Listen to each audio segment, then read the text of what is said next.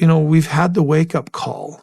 And so each step I take in this relationship with Meri is, at this point, very calculated, very careful, so we don't go back to these places we've been before. It began with a still Sunday morning, the sort of morning that meant family breakfast and laughter resonating through a home full of vitality. But this morning, nothing remained but silence. Kody sat at the large wooden table, hands clasped, gaze staring at nothing, as if attempting to recall what it felt like to be somewhere. He didn't say much, but the atmosphere around him was thick, nearly alerting everyone that something conclusive was soon to transpire. In the distance, cameras were being positioned for what they believed would be another day of confessions, another emotional check, and for the audience. Nobody had any idea this would turn out to be the moment that would mark the end. When he broke his silence, his tone wasn't rage-filled, his tone wasn't defensive. It was exhausted. "I don't know how we got here," he said, barely aloud. That line, those words, would ring out long after the cameras went dark.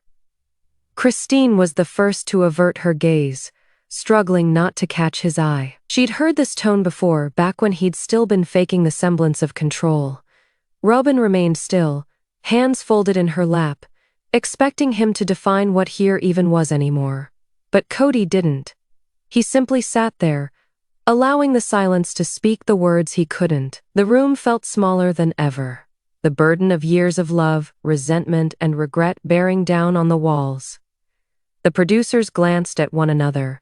This wasn't the plan, but they knew better than to intervene. Kody breathed deeply, as if attempting to withdraw all the angry words spoken through the years, all the choices that pushed everyone away further. He said something under his breath that even the microphones could barely discern. "Maybe it is already over." That is what the line would eventually become. The headline, the moment everyone would rewatch and rewind, hoping to determine if this was the precise second the family officially fractured.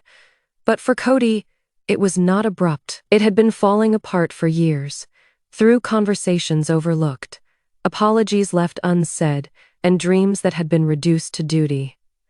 When Christine finally got up, her face told everything words could not. "You've been gone for a long time, Kody," she said quietly. "You just didn't notice." He looked at her like he wanted to argue, to fight for his version of the story. But he didn't, for the first time. He couldn't, he just nodded. The man who once demanded control was finally out of words. And that's when it became real. Not just for the family, but for him too. The lights from the cameras faded a little, as if the house itself was making up its mind to stay quiet. Outside, the wind bore that sort of unquiet stillness that happens after a storm. Robyn gazed at Kody, her mouth opening as if she meant to say something, but words failed her. She had learned that timing was more important than truth now. Each word in this clan held meaning. Each hesitation resembled a decision between war and peace. Kody rocked back in his chair, gaze still lost somewhere between memory and fatigue. "I tried," he murmured. Softly, the words seemed insignificant against the silence, like an echo of something once potent. But Christine did not waver. She merely crossed her arms and said, "No, Kody, you attempted to maintain control. That is not the same as attempting at love." And that line stung more than either of them anticipated. Even Robyn's face dropped, and for an instant, Kody looked almost like a person again. Not the leader of a family, not the guy on television, but someone who was discovering far too late that the walls he erected had imprisoned him within. As well, the producers were quiet, cameras still rolling. They had witnessed brawls before, but this wasn't anger. This was the muted sorrow of men and women who had finally exhausted pretending. Kody bolted upright, chair screeching across the floor, and made his way to the window. Outside, his family's reflection glared back at him in the glass. At one time, that reflection had been pride, legacy, something permanent. Now it was merely faces he could no longer access. "Do you recall when we thought this would work?" he said, his voice shaking with something that sounded like incredulity. Christine hesitated before responding.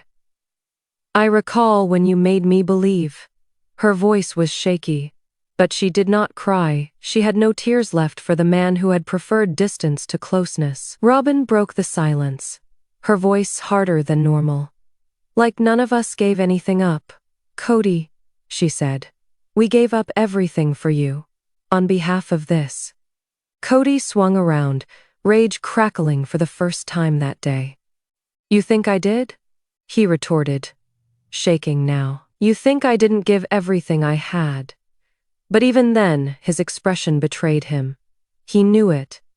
The truth that what he offered wasn't love. It was control, and control only makes them leave slower.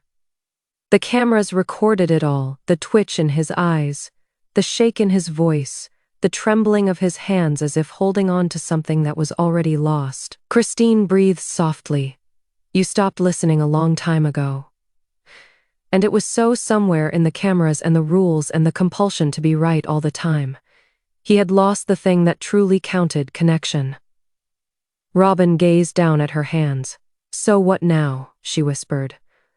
But no one responded, because at that moment, it didn't matter what happened next. Undefined, the true story was already finished, and they all knew it. Undefined, it wasn't about who was left behind, or who was going away anymore. It was about what they had lost along the way. Against the back of her chair, her stance a combination of weariness and defiance. This was no longer a family gathering.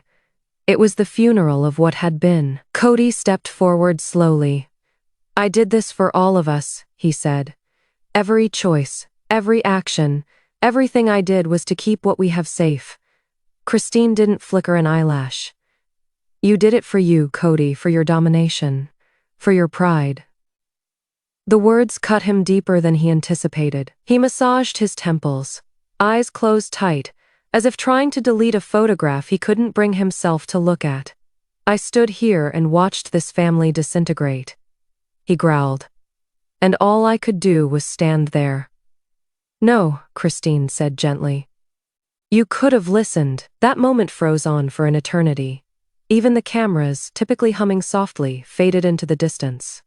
This was no longer about television. It was about truth. And truth doesn't care for edits. Robyn finally raised her gaze, her voice quivering but firm. "He is not the only one to have lost something here, Christine. Don't pretend like I didn't struggle for this too." Christine glared back at her, her voice tranquil but cutting.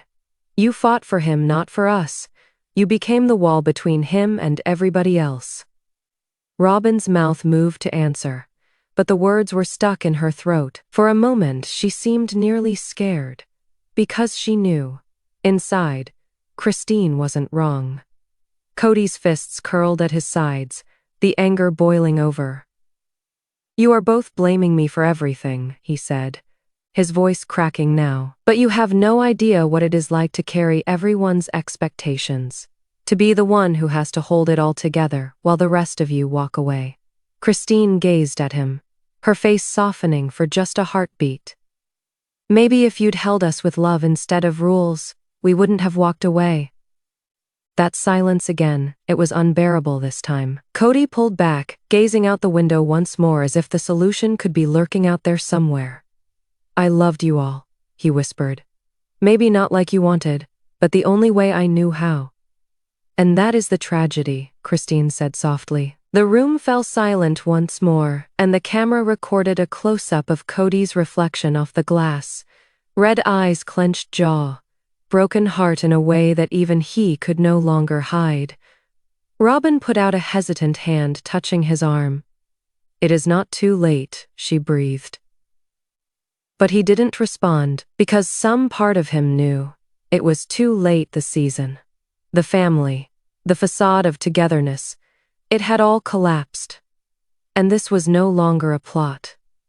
This was the reality behind the silence, the breakdown behind the smiles. The world would see it cut and clean, but here, raw and unfiltered, they were seeing something far more profound.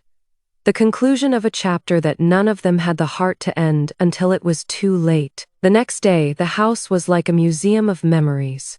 Each room with echoes of arguments, laughter, and the burden of promises that had lived beyond their significance. Kody moved slowly down the empty hallway, tracing the back of a chair, the corner of a photograph frame, the chill of a kitchen counter. It was all there, the life he had constructed. But it no longer belonged to him. Behind him, Robyn's voice shattered the quiet. "You didn't sleep. Didn't need to," he replied without looking back. "Some things you can't sleep through." Robyn took a step forward, hugging her sweater closer to her body. "You can't just leave it all behind like this." He turned at last, his face empty but placid. "That is the point, Robyn. I already did. I just didn't notice it happening." In another part of town, Christine was sitting at her dining table, her phone buzzing with messages from fans. Some kind, some cruel. She scrolled through them without expression, her face unreadable. "You're so brave," one message read. "You destroyed everything," said another. She put the phone down and looked out the window. "They'll never really understand," she murmured. Janelle arrived a minute or two later, coffee in her cup. "They don't have to," she stated. "We do," Christine nodded. "It is funny, isn't it? The freedom isn't what I imagined. It is lighter, but more isolating." Janelle smiled with sadness. Freedom always is. Production, however, was gearing up for what everybody was referring to as the final sit-down. Cameras were being positioned, lights adjusted, and the air charged with that nervous energy that only results when reality is going to be recorded. Kody sat in the interview chair initially, the producer gently saying, "Are you ready to discuss it?" He laughed dryly. "Do you mean the part where it all collapsed, or the part where I faked that it didn't?" The producer said nothing. He didn't need to.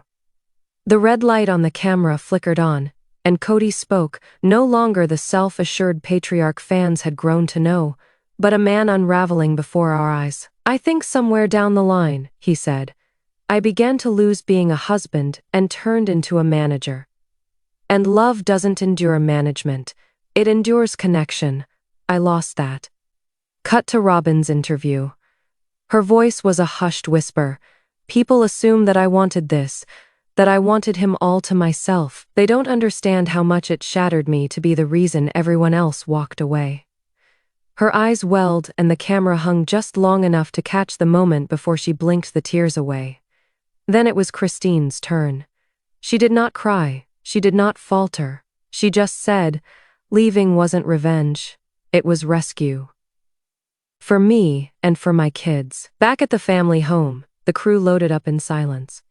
There was no laughter, no gossip. Only the rumble of cables being rolled and lights fading one by one. When the last van pulled away, Kody stood on the porch, watching the dust rise from the driveway. He whispered something too soft for anyone else to hear. Maybe it was "I'm sorry," maybe it was "goodbye," or maybe it was nothing. Just breath leaving a man who finally realized that control is the opposite of love. As the sun dipped low, Robyn joined him, her voice barely steady. "Now what?" He gazed out at the distance, his voice low and decisive. "Now," he said, "we stop playing games." The screen would eventually go black, the editors would insert music, and fans across the globe would analyze every moment. But here, in this still ending, there were no scripts, no do-overs, only quiet, and the odd tranquility after the last storm. It wasn't the conclusion anyone had hoped for, but it was the conclusion that was true. Undefined, and with that truth, though painful, it was finally through. Days after the last shoot, life outside them moved on quicker than they did. Social media hummed. YouTube channels analyzed every shot, fans camped out on either side. Christine was right. Robyn's the victim. Kody got what was coming to him. And yet, beneath those viral seconds, real people were gasping for air. Kody withdrew into himself. His phone rang relentlessly, but he paid no attention. He sat on his back porch one night, an old coffee mug held loosely in his hand, and gazed at the dying sky. "You built an empire on love," he grumbled to himself, "and forgot to love in the process." His voice quivered, not with remorse, but with awareness. Robyn came up behind him. "They're saying awful things about you on the internet." "They always did," he answered matter-of-factly. "I just used to care." Robyn sat beside him, her cheeks white and weary. "Do you think Christine will ever forgive us?" "She already did," Kody answered. "After what seemed like a long time. That is what makes it harder." Christine herself had been working hard. Bitterness, no, rebuilding. Her new house was filled with laughter, children playing through rooms that finally belonged to them. She'd begun a small podcast speaking freely about healing, transformation, and self-worth. It was gentle, uncomplicated, and true, and it found its way into the hearts of thousands. One evening, while recording, she caught herself short of breath. "People ask if I miss him," she said, her voice soft but firm. "The truth is, I miss the dream more than the man." Her co-host was silent, looking at her. The camera caught it all. The peace, the authority, the hurt that finally had hardened into strength. Across town, Janelle and Meri sat down over coffee. It was stiff at first, as if two ghosts were trying to figure out how to live again. Meri moved her spoon around in her drink, stirring it slowly. "Loyalty used to be about staying," she had said. "Now it is about knowing when to go." Janelle had nodded. "It is weird, isn't it? We were all part of something that appeared so solid on the outside. But it was just gold paint covering cracks," Meri completed. They had both laughed, a genuine, exhausted laugh that conveyed volumes more than words ever could. The producers of the show attempted to get Kody to come back for a second special. "Closure," they coaxed. But Kody said no. "Closure doesn't make good television," he explained to them. "It makes peace, and peace doesn't sell." For the first time in years, he said no to all the attention. He disconnected his phone, rolled a few bags, and vanished for a bit. No cameras, no contracts, no drama. Robyn let him go. She simply stood there, watching him go. In the doorway with tears she didn't attempt to suppress. Weeks went by before anyone saw him again. People said things, added him to the list of people who had gone to Utah, perhaps Montana. He was keeping a low profile, perhaps even content. But no one was certain. In Flagstaff, the old family home was vacant, ringing out with ghostly conversation and the burden of all unspoken things. Christine came once, not out of nostalgia, but to close things out. She glided silently from room to room, running her hand against the walls. In the living room, she uncovered a folded piece of paper stuck in a drawer, a grocery list, scribbled in Kody's writing. For a second, she simply stared at it. Then she smiled wryly, folded it again, and left it behind. Outside, she stood there for a moment, glancing back once. "Goodbye," she said. And this time she did mean it.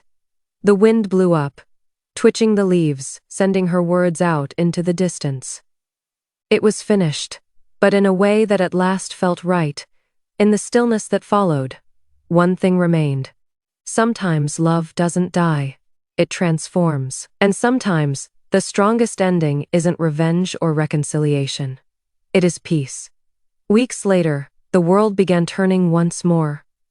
TLC dropped a brief teaser. Only 30 seconds of bursts of old clips. Kody smiling, Robyn sobbing, Christine walking away. The last frame read, "The end of an era." It got fans reeling. The internet blew up with guesses. Was it goodbye, a rebranding? Or was it simply another emotional bait to keep them tuned in? Christine no longer cared. She'd already reconciled with her tale being shared, because for the first time, she was the one sharing it. Her podcast had gotten to millions by now. People weren't listening for drama. They were listening for healing. She got a message from a fan one evening. "You helped me end a relationship that was slowly killing me. Thanks." Christine gazed at the message for a long time, then whispered, "That is why it all happened." Meanwhile, Kody, living incognito somewhere just outside Sedona, had started to rebuild too. Not a family, but himself. He'd purchased a small cabin with no cameras, no crew, no scripts. Some days he spent hours hiking alone, attempting to figure out where it all went wrong. He wasn't bitter anymore, just quiet. He sat one morning by a stream, observing the water flow. "You can't fight the flow," he whispered. "You just have to learn from where it has taken you." It was the first time that those words rang true. Robyn, meanwhile, in Flagstaff, was waging war between justification and guilt. Her public persona had collapsed. Once sympathetic fans now perceived manipulation in her silence. She got everything she wanted, they said. But Robyn knew better. The money, the homes, the lifestyle. It was all bought at a price. Late at night, she'd relive moments in her head. The pleas, the cold meals, the children's bruised faces. And each time, she asked herself, was it worth it? She sat alone in the living room one night, flipping through a worn family album. There were pictures of all of them, smiling, pretending, surviving. Her hand lingered on one photo, a family vacation to Wyoming. Kody had his arm around all the wives, their kids laughing at their feet. For a moment, Robyn felt that stinging again, the dream they once thought they shared. Then her phone buzzed, a message from the network, new project opportunity. Robyn gazed at it for a long time, before she switched off the telephone. This time, she was not pursuing the limelight. She was attempting to rediscover herself. Somewhere else, Janelle and Christine met for lunch again. Not to discuss the past, but to come up with something new. "What if we produce our own show?" Janelle chuckled. Christine smiled. "No drama, no manufactured tears. Just life, lived sincerely." They both understood it would never be as profitable as the old show. But perhaps it would count more. The executives at TLC gathered meanwhile in an office made entirely of glass, poring over analytics, engagement graphs, and controversy reports. "They don't need us anymore." One producer yawned. Another chuckled. "No. But we need them." They started working on ideas for spin-offs, retrospectives, and reunion specials, anything that would keep the machine humming. But the central narrative, the actual narrative, was over. Everyone could sense it. Including the audience. You could keep hiding behind cutaway confessionals and scripted makeups only so long before the reality broke through. And this time, it had. One afternoon, Christine got a surprise letter. The writing was unmistakable. Kody in it, just a few sentences. "Christine, forgiveness isn't to be expected. But thank you for showing me what love is like when it is genuine. Even when it is walking away. No address, no signature. Only that." Christine folded it with care and put it in a box, marked past lessons. She did not weep. Not this time. Instead, she breathed softly and said, "At last." The breeze picked up the distant sound of laughter, perhaps just his imagination. He smiled, quietly, and muttered, "Perhaps that is enough." The last shot begins with a serene sunrise over Flagstaff. The familiar terrain is different now, more vacant, peaceful, and somehow more truthful. The family houses that had been representations of togetherness and religion are still, their windows gleaming with a past that no one can quite leave behind.